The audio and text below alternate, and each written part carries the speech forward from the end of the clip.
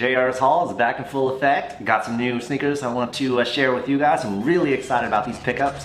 So let's get into it. Yeah, what? You found Manuel Noreaga? In the Philippines? Alright guys, I'm glad you're back. Thanks for watching these videos. Be sure to like and subscribe and share it if you like these videos. Alright, so let's get into it. Let's start off with my favorite shoe right now is this shoe right here.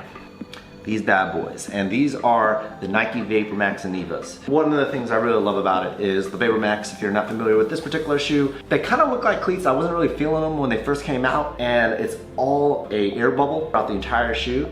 What I like about this are really two things. The Vapormax is nice because I found I got my own first pair of Vapormax. What I do love though, and what I've got a lot of compliments on recently, out of all the shoes I've owned, and it is definitely the color scheme. The colorway between the material, kind of like a knitting, a thread. The color scheme reminds me of In Living Color, cross colors, 1990s feel, but it still has this low cut feel to it. It goes really, really well with sweats. It goes well with just shorts. The tongue is super thin. You don't have to do much. I have a 10.5, so it's fairly true to size. So these are the Nike Vapormax Innevas. Cannot speak highly enough about these bad boys. So I definitely want to kick it off with one of my favorite pickups for the month and probably the year, but this one is just a badass shoe right here.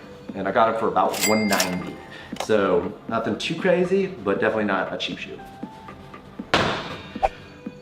Next up are the pink shoes. All right, these are the Air Jordan Retro 11 lows. I know all my sneakerheads know it, but to educate the rest of y'all, the 11s are pretty much known for the patent 11s that are, you know, just a classic. Crowd busted through this door in Indiana. And remember, as you're watching these pictures, this is all over shoes. Everybody that was out here to get these right here. How many pairs of Air Jordans do you have? I have about 9 pair of Air Jordans, but it does not matter about those. It matters about these right here. It's been around forever, but I've always wanted the lows. And I'll put a picture of what the original 11 lows look like right here.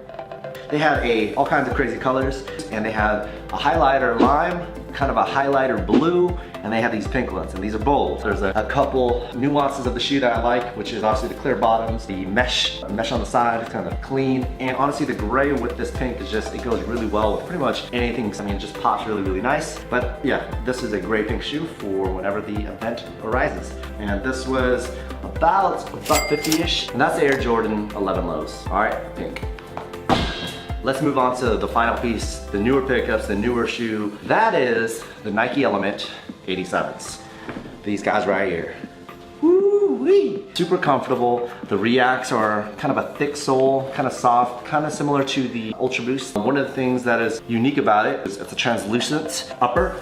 The design is just crazy with the colors. I first noticed it actually, got in the airport rocking the originals, which was kind of a khaki white and orange. Super unique, super clean, just different. But then they came out recently, about a week or two, with these new colorways. Now, I was vibing off of it. I really like the blue, I like the Desert Storm highlighter lime look to it. It's a good kind of summer shoe, it's a good workout shoe. They're true to size. The main thing about this shoe is not only the sole of it being really thick, it's not a low profile shoe by any means, but what I can tell you is the upper is extremely lightweight. It's very, very thin on the top. I mean, there is like no form to this shoe at all. So again, the inside is completely see-through. So if you're gonna wear it barefoot, it's gonna look real odd. But overall, these are the newer pickups. Now, as it relates to sizes on both these shoes specifically, the Vapormax, again, true to size. However, these, a little different. Let's start off with the biggest difference. The Air Jordan Retro 11 lows, for sure, in my personal experience, went a full size larger. Patent 11s that I normally rock, 10.5, 10s, I'm good.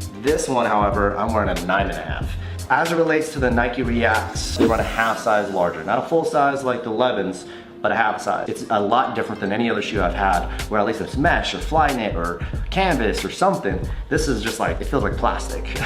Also, the tongue on these are just wacky. I don't know what they were trying to do with this, because it kind of just falls over to the side. It's just super flimsy. So think about that as well if you're thinking about copping it. What I really truly love though, quite frankly, is the shape of the shoe. It has that nice kind of trapezoid feel. You know, it's not funky, it's not funny looking. And in terms of the sole again, super, super comfortable. I mean, this is definitely comparable to the Ultra Boost in my personal opinion. And they're affordable at about $160. I'm curious though, let me know what shoes you're interested in, if you have any questions around any of them. Again, my favorite hands down are these. Haven't figured out when I'm gonna rock these, but they're very cool, I like them. And then in terms of an everyday shoe that I really, really enjoy at the gym, walking around, going on vacation, just got back from Costa Rica, these are it.